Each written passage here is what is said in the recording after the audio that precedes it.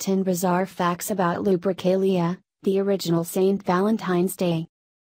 Long before we started giving cards to girls to let them know that we choo-choo-choose them, the Romans were celebrating love in their own way. Every February 15th, they held Lupercalia, the original Valentine's Day. The holiday has gone through a few changes over the past few thousand years.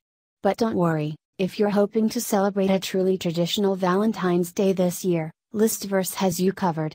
We'll let you know everything you need to do. 10 The murdering of the cute puppies. On the original Valentine's Day, the Romans kicked off the festivities by dragging 2 goats and a puppy into a cave and letting a group of cultish priests ritually slaughter them. The instructions were specific about the puppy part. It couldn't be a mature dog, it had to be an adorable baby puppy.Even the Romans didn't really understand why they had to kill a puppy. The best sources we have on the holiday were written centuries after it began. By then, Lupercalia was just an old tradition, and the Romans writing about it make it clear that they didn't understand any of it. Plutarch was pretty sure that they stole the puppy killing thing from the Greeks. Based on how Plutarch described them, the Greeks were puppy killing aficionados. He said that the Greeks killed puppies in rituals so often that they had a word for it, periskulakismoi, purification by puppy. This word has also been translated in some real academic papers that people with PhDs were paid to write as pupprification. But even that's just the theory. By the time Plutarch came around, nobody really knew why they were killing puppies, they were just following tradition. He had another theory, though. Pure spite. Is it that the dogs bark at the Luperci, priests, Plutarch theorized, and annoy them? 9 The feigning of laughter of the blood-soaked boys. After the puppies and the goats were killed, 2 young noble boys were brought into the cave to do something that creeped the hell out of the Christians, who ended up banning this festival. The priests would touch their knives to the heads of the boys, staining the boys' heads with blood. Then the priests would dip wool in milk and rub it on the boys' heads. That was kind of strange, but what really made this unnerving was what came next. With milk and blood streaking down their heads, the boys were required to feign laughter. Again, the Romans had no idea why they were making creepy, blood-stained children laugh in a dark cave. The Romans believed that it was a purification ritual, but even that was just a theory. It was just a tradition that they'd been following for as long as they could remember, and they weren't about to break it. After this, though, came the main event. The priests would make leather thongs out of the goats, the boys would strip naked, and the real games would begin. 8 The streaking of the thong-carrying men. At this time, many of the noble youth and of the magistrates run up and down through the city naked, Plutarch tells us, striking those they meet with shaggy thongs. These naked men would be covered in oil first. The lower class wasn't allowed to do this. These were the highest ranking and most dignified men in the city. People like Mark Antony would strip naked, oil up, and run down the streets. Once they were good and oily, they'd run around hitting people with shaggy thongs. In particular, they'd target women, who would pretend to run from it. But secretly, the women would try to get hit with the thongs. If you got hit with a thong, the Romans believed, you would become more fertile. So women would bare their backs and offer up their hands in the hopes that naked oily men would whip them. Those thongs, by the way, were called February, and they were named before the month. That's right, the entire month of February is named after magical potency thongs. 7 The eating of the entrails on a stick. Lupercalia also involved a feast. Although when it came to food, it wasn't exactly the best holiday. Even Roman poetry calls the feast of Lupercalia scanty, and with good cause. The priests would put the entrails of the sacrificed goats on willow spits, cook them up, and feed them to a crowd of people. Splitting 2 goats between all the citizens of Rome probably didn't extend that far, but that wasn't all they got. Some Vestal virgins would also burn salt cakes, which seem to have been something like ancient pancakes.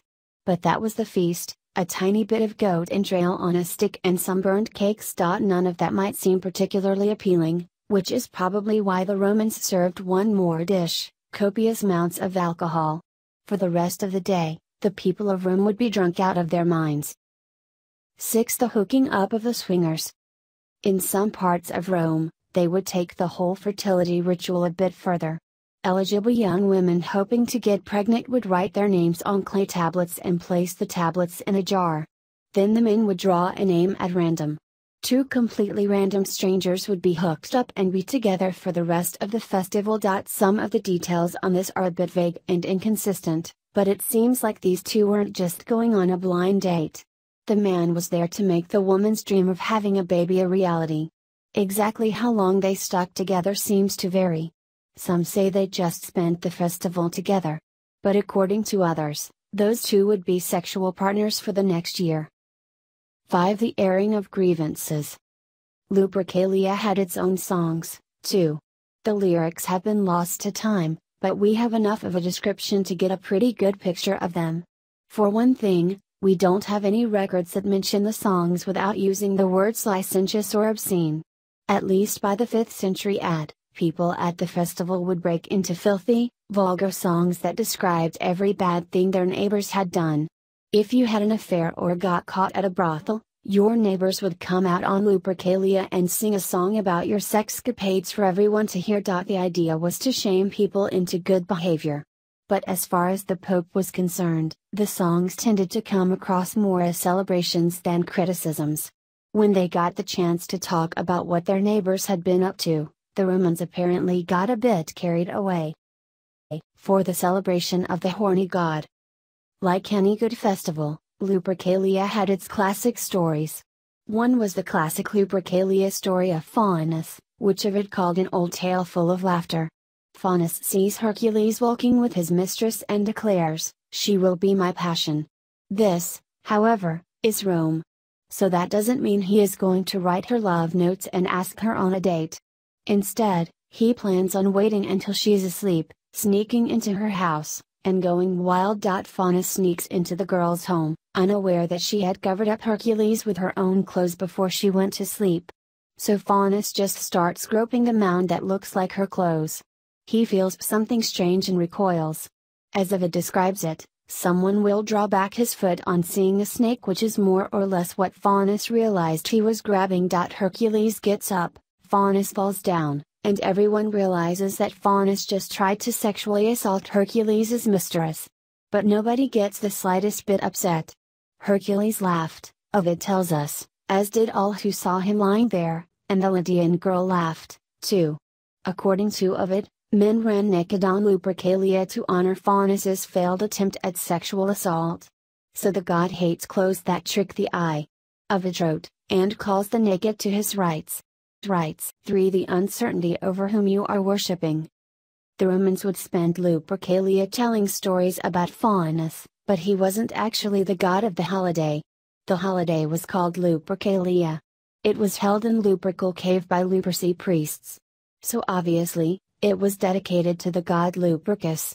The thing is, nobody, including the Luperci priests, actually knew who Lupercus was. They had a whole cult dedicated to this god, but they didn't know what he stood for. Lupercalia was an old farming religion. Nobody could remember when the holiday started, let alone why. They were just doing what their parents had done before them. Their only hint was a statue of a naked man in a goatskin girdle outside Lupercal cave. The Romans also figured that he probably had something to do with farmers. But that was it, that was all they knew. Lupercus wore a girdle, and that was enough for people to dedicate their lives to being his, to the crowning of Julius Caesar.